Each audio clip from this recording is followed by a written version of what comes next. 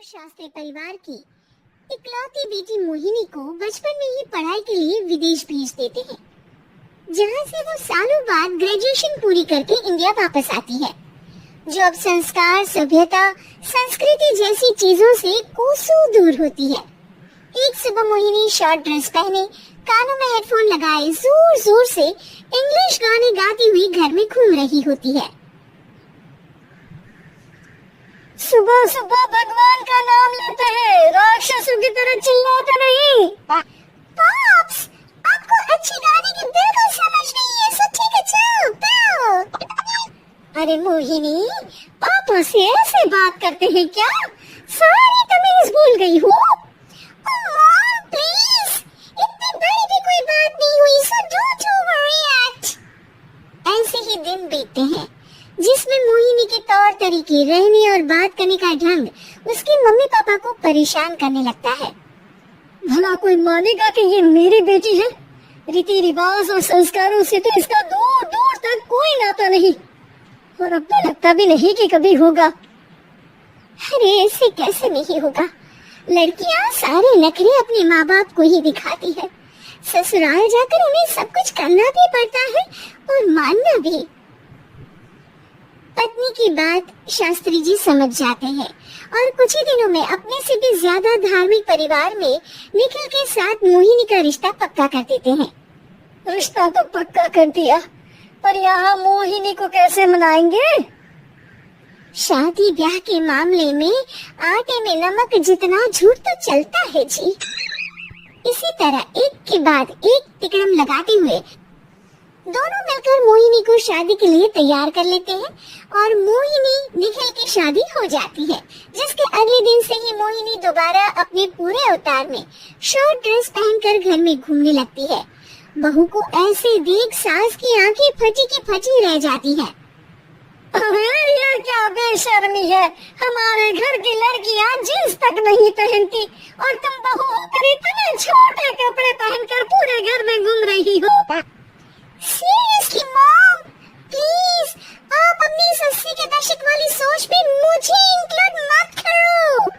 हाय तौबा, एक तो बेशर्मी दिखाती है, ऊपर से सास के साथ जुबान भी लड़ाती है। अरे जल्दी कपड़े बदल कर आ, घर की पहली आरती तुम्हें ही करनी है। इतनी देर में निखिल भी वहाँ आ जाता है। माँ, पापा आने वाले हैं, पूजा का सारा सामान तैयार है ना?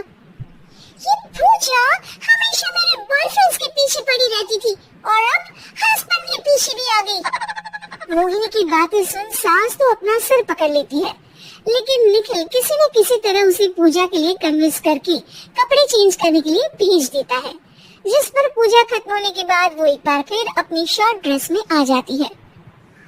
ओह, ये क्या तरीका है? संस्कार नाम की कोई चीज है या नहीं? नहीं ससुर जी, संस्कार मेरा दूसरा बॉयफ्रेंड था, अब तो मेरा उससे कोई कॉन्टेक्ट नहीं है। मोहिनी का जवाब सुन के ससुर तो भगवान नाम जपते वहाँ से चले जाते हैं, लेकिन सास बहू के बीच कहासुनी फिर शुरू हो जाती है, जिसे इग्नोर करते हुए मोहिनी घर से बाहर चली जाती है और देर रात घर वापस आती है। मोहिनी, मैं जानता हूँ कि तुम विदेश में रही हो और तुम्हें वही की आदत है, पर यहाँ चीजें कुछ अलग है। अगर तुम उस हिसाब से कुछ एडजस्ट कर लो तो सबके लिए सही हो जाएगा। I am not in a lecture mood. Good night. अगली सुबह मोहिनी देर से उठकर एक बार फिर उसी तरह सबके सामने आती है, जिस पर उसकी सास कुछ बोले उससे पहले ही मोहिनी की दोस्त मोनिका और रचल वहाँ आ जाती है। Oh hi darling, how are you? OMG, we missed you so much. I missed you too, darling. Ram Ram, इन्होंने तो तुमसे भी छोटे कपड़े पहने हैं। अरे तुम लोगों के अंदर कोई शर्म लिहाज बाकी भी है या सब बेच खाई? मोहिनी, तुम्हारी मेड कुछ ज्यादा नहीं बोलती। इस पर मोहिनी की दोस्त उसकी सास का मजाक बनाने लगती है, जिसे सुन निखिल उन्हें जवाब देते हुए कड़वे शब्द सुना देता है और वो सुन के वो दोनों तो मुंह बनाए वहाँ से चली जाती है, लेकिन गुस्से से लाल मोहिनी वहीं खड़ी निखिल को घूरती रहती है। घूर क्या रही हो? तुमसे शादी की ये सोचकर कि विदेश में पढ़ी लिखी हो, घर में कोई पॉजिटिव चेंज लाओगी, अपनी करियर के लिए एम्बिशियस होगी, पर अपने इस बिहेवियर से उस पढ़ाई के साथ साथ अपने मम्मी पापा के नाम को भी डुबो रही हो। अगर तुम्हें ऐसे ही हाल रखना है तो यहाँ रहने की कोई जरूरत नहीं है। निखिल की बातें सुनकर मोहिनी रोते हुए घर छोड़कर अपनी मम्मी पापा के पास वापस आ जाती है। ससुराल में सब कुछ ठीक तो है? वो अपने आप को समझते क्या है? मोहिनी पर चिल्ला रहे? मैं क्यों उसके इशारों पर चलूं? मैं अपनी लाइफ अपने तरीके से जीना चाहती हूँ और वो ना आप लोगों को मंजूर था और ना ही उन्हें। तुम यहाँ नहीं रह सकती।